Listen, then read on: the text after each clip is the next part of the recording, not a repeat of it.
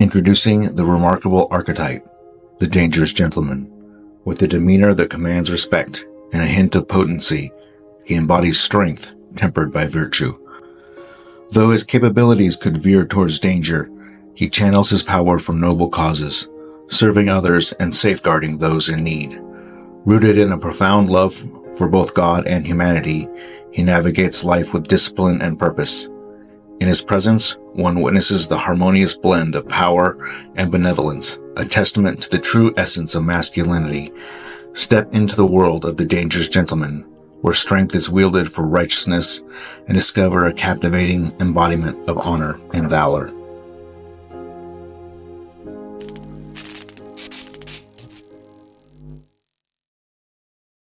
Greetings and welcome to Storytime with the Dangerous Gentleman. Yes, I am the Dangerous Gentleman. No, I did not give myself that nickname, but I certainly did earn it. So this is a Friday episode, so this is a Storytime episode where I tell you a little bit of a story about my life and how I got to where I am and some lessons I learned along the way. On Tuesdays, it's generally more of just like an inspirational talk or some encouragement, just more of a monologue. Before we get into all of that, though, I want to just thank you all the people that have liked my content, all the people that have commented and shared it. It's been growing. We got a little momentum going, so that's cool. Second thing I want you to do is go down in the description and check out the links to my social media, including this week. There is a special offer down there that if you go to that, if you click on that link, it'll say something about free information. It'll take you to my website. You can enter in your email and I'll send you something really cool. So something that's really helped me, something that I've put together that's been a big part of my transformation. So I hope some of you do that. And I'd like to encourage you to check out that link and it'll be worth your time. Today's going to be a little bit of a difficult one for me. I'm a big fan of the saying that says, your past gets you to where you are, but it doesn't determine where you go from here. So we're going to talk about some stuff in my past that got me to where I am or got me to where I was. In the long run, I didn't end up letting that determine my future. But it's some stuff that I could very easily be ashamed of, some stuff that I'm definitely not proud of. And it was a big mess, and it took me several years to dig my way out of it. A lot of financial debt, a lot of just personal mess, but it really did get me to where I was. This is the summer when it all finally came to a head.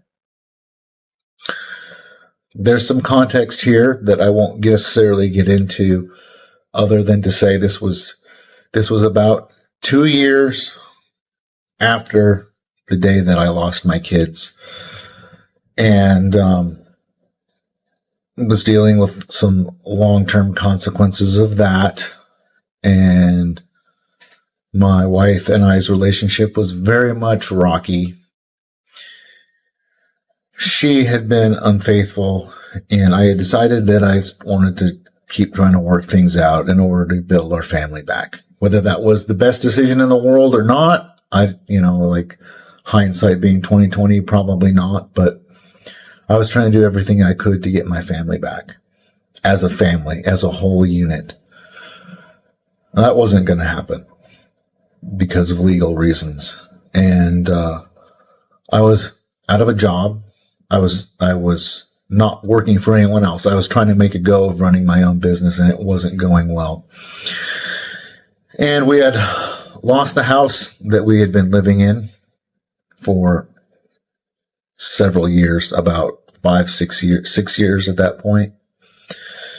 Not that we didn't lose it because we were trying to buy it. It was, we couldn't afford the rent there anymore. And so we moved. In the fall of 2015, we moved. And we're still trying to get gutted out. Like, I was picking up some side work. She was picking up some side work. We were trying to make a go of this new place. We were trying to do what we could to get our kids back. We had finally decided to make the decision to actually get some professional marriage counseling, which I wish we had done sooner, but that's just a piece of the story. And so, and around February, like, we were trying to work on getting supervised visits with the kids and a lot of stuff going on. And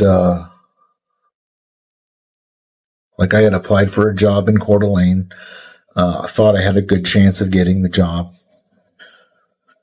Long story short, I didn't end up getting that job. The doctor decided to go in a different direction, and he hired someone else, and so I didn't get that job. Actually, so the day, like, I had interviewed for the job on Friday, and then that Sunday, I believe it was like, my wife and I ended up not having anything going on, so we were just hanging around the house, and we were talking all day, just some deep conversations about some difficulties and just some really hard stuff. Like, it was all just kind of hitting us. That week, we were supposed to have a family visit where it was me and her and our two boys. We were going to have a family counseling / visit session. And it ended up getting canceled because one of my sons was sick. And so it got canceled. And it really hit my wife hard. And then that particular weekend, we were talking through all that kind of stuff.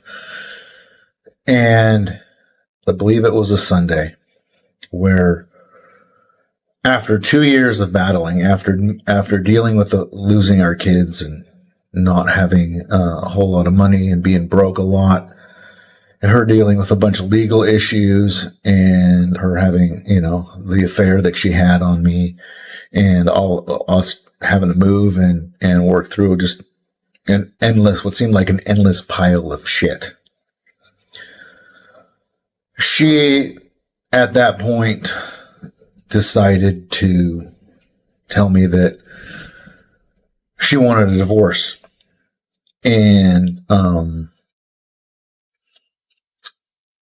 like, it literally was like we were just talking about stuff all day. And then, like, towards the end of the day, in the evening, it was in February at one point, and she's just like, and so this is the conclusion that I've come to after all of this, is that I want a divorce, and I don't want to work on it.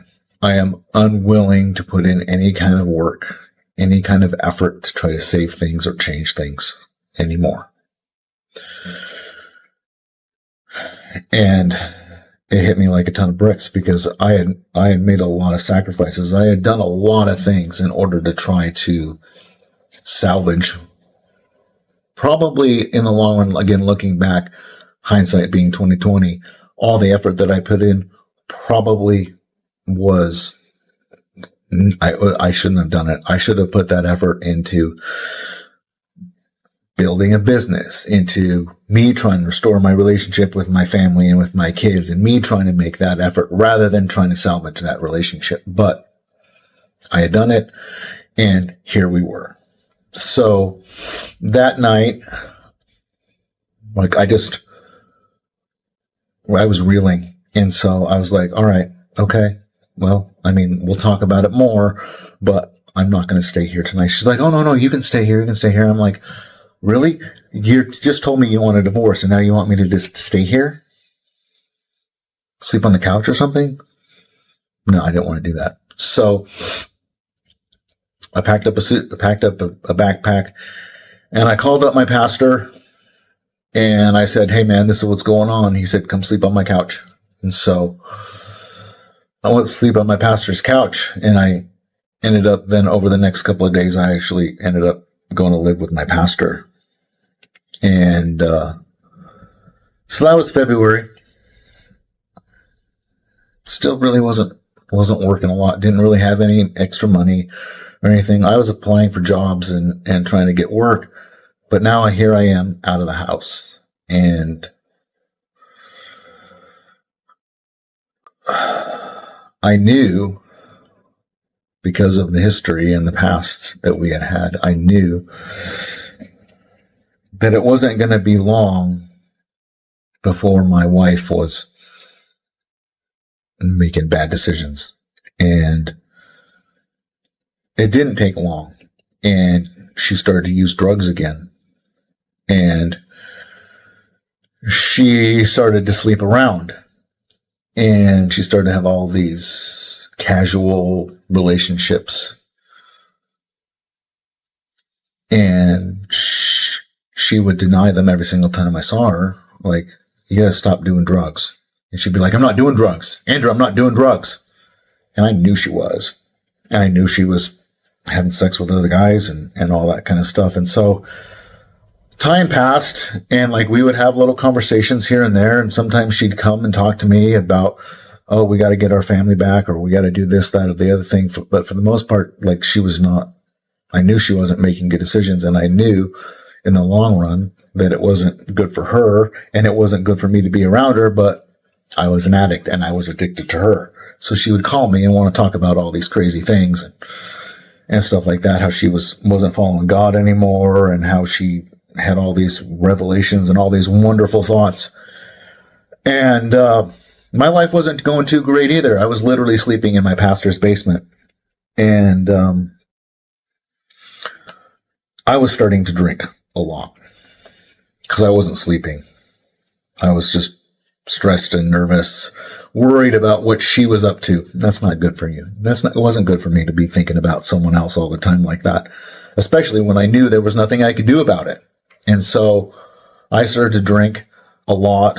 I went to the doctor and I got prescriptions for antidepressants. I ended up on one antidepressant, and then an anti-anxiety pill, and then a sleeping pill, and then another antidepressant, and then another antidepressant, and an antipsychotic.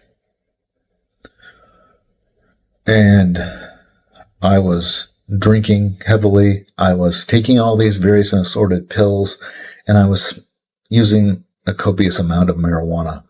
Anything and everything I could to keep from facing the pain that I needed to face. I was trying to cover it up with anything and everything that I could find. At that point, anything and everything I could find that was legal. And in the middle of all of, I could tell a whole bunch of stories about this time in my life, but we're gonna give the broad brush, right? And so at some point February is when all that went down, and then things just kind of progressed, and I was still seeing the kids and stuff like that. And then sometime in about May, I was sitting in my pastor's basement, just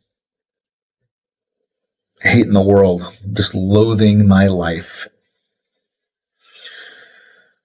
And my wife calls me, and she's like, she's on it. She's on one, right? Knowing what I know now, like, she was high as a kite, and probably on all kinds of different stuff. But when she would get that way, then she would get very talkative, and she would seem like she was being very introspective, right? And so she calls me up and she says, Andrew, everyone's out to get us. You and I are the only ones that are on the same team. And so we need to get together, and we need to get our kids back. It's just you and me, right? None of these people out here, none of these people that I'm spending time with have my back. None of the people that you're hanging around with have your back. Like, what you're doing just isn't working. And what I'm doing just isn't working. So what we need to do is this. And she had this whole plan laid out. I'm going to come pick you up. Grab your stuff, whatever you need, and we're going to go camp. And we're going to work really hard, and we're going to save up our money, and we're going to go and we're going to camp up in this town that was like, we were at the time, we were like 2 hours away from where our kids lived, at my sister's house. And she's like, we're going to go up and we're going to camp at this other place, and we're going to go work, and we're going to get our kids back. We're going to work on visitation, and we're going to build this back. And I was totally hopeless at this point. I was just like, I was on, like I said, drugs, alcohol, weed, all of it, right? I wasn't getting anywhere. I was broke, sleeping on a couch in my pastor's basement. And I was also addicted to my wife. And so anything that I saw that was a chance that might lead to us, even though it was miserable, anything that might lead us back together, even though when I was around her, I was miserable, even though I knew what she was doing and I knew everything that was going on, I was like, okay, I had no other hope. And she says, all right, I'm going to come pick you up. And so I packed up a backpack and a sleeping bag and a pillow, and I waited. And then I was having, the pastor, he was like, what's going on, man? He's like, well, I'm going to go camping. One of my friends is going to, I lied to him, right? I lied to him. And I said, yeah, no, I'm going to go camping for a little bit. I'm just going to go get some time on my own. And pretty sure he flat out asked me, does this have anything to do with your wife? I'm like, no, it's just me. You sure? Like, yeah. Again, just flat out lying to him. So I waited, and I waited, and I waited. I don't know how many hours went by, 2, 3, 4 hours went by. And then finally, she shows up in our van that we owned, and it's just loaded with all of her stuff.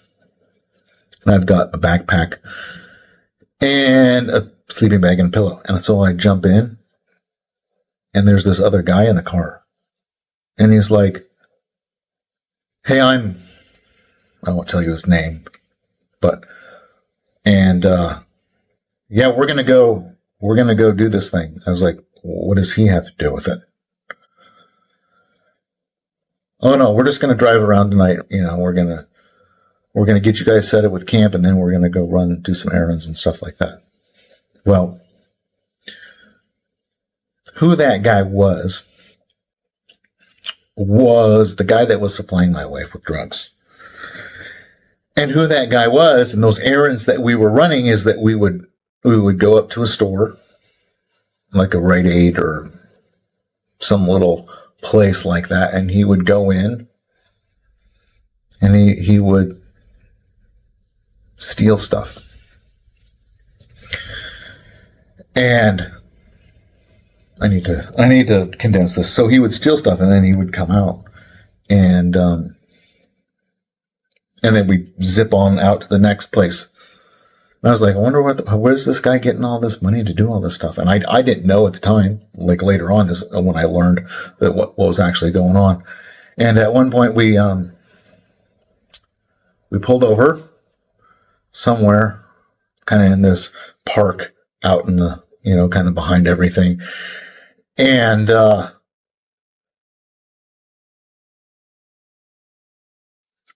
that's when I realized that he was the drug dealer.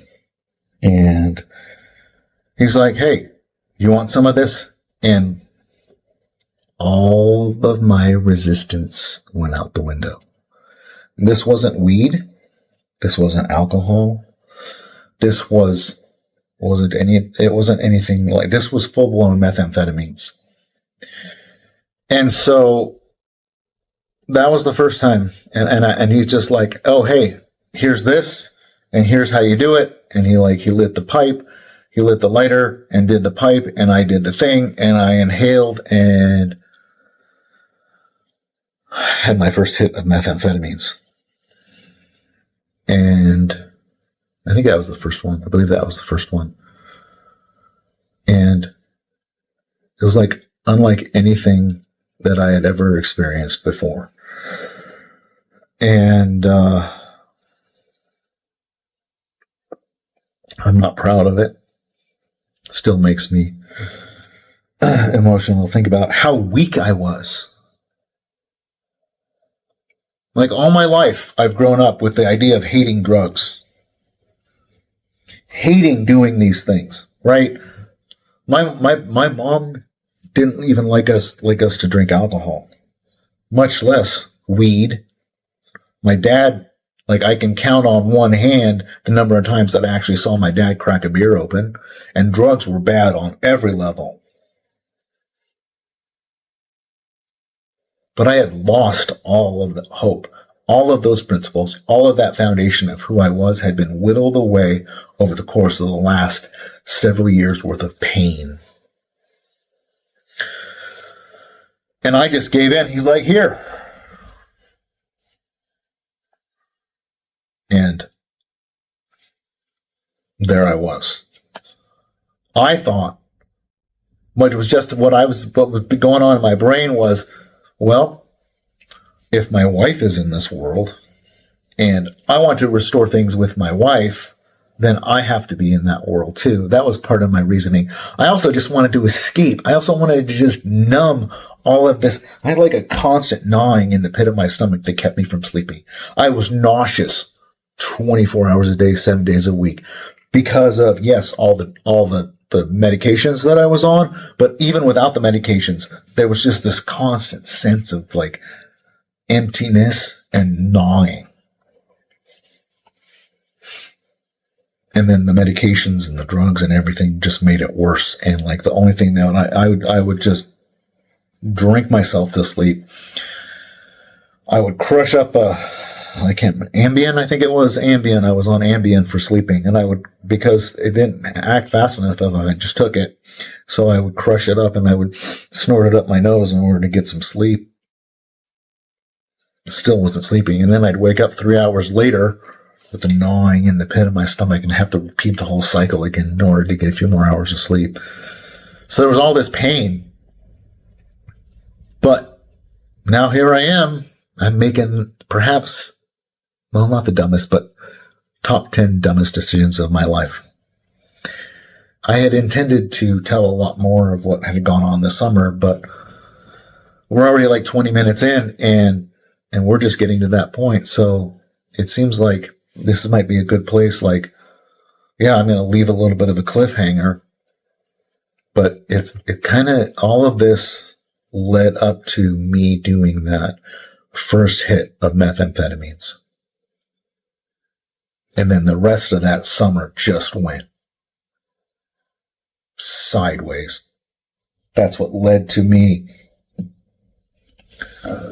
going to Colorado, escaping to Colorado, and that's where I got clean from the hard drugs. But I tell you that story because most people would hear that story and think, there's no way. They know me now. They hear me talk now. They see my life now, and they're like, wait, what but I was there. Trust me. And everything in my life up until that point had led me to where it was just easy for me to do drugs. It was easy for me to make that decision when it was finally presented. All of my resistance, all of that stuff, all of the years of anti-drug talk, of being against all of that, just went out the window. All of those negative feelings I had harnessed towards my wife for doing drugs, here I was now. Boom. And I was doing drugs. All of it. Like the worst stuff that you can imagine. Like you name it, I tried it probably at least once. Methamphetamines, heroin, drugs, alcohol, all of it. But everything in my life led me to that point. But it also led me to the point where I made a decision to change it. That I didn't want to keep going down that road. And I'll get into more of that. Trust me, there's going to be more stories about like more of what went on that summer because it's pretty gnarly and it's pretty incredible that I made it through as unscathed as I did. But it also led me to a dramatic recommitment to my life before God. And it also shifted me in the direction that I'm going now. Not all at once, but piece by piece, little by little. So my past got me to the point where I decided that I was going to do drugs and it was going to be easy for me to do drugs. But it didn't determine,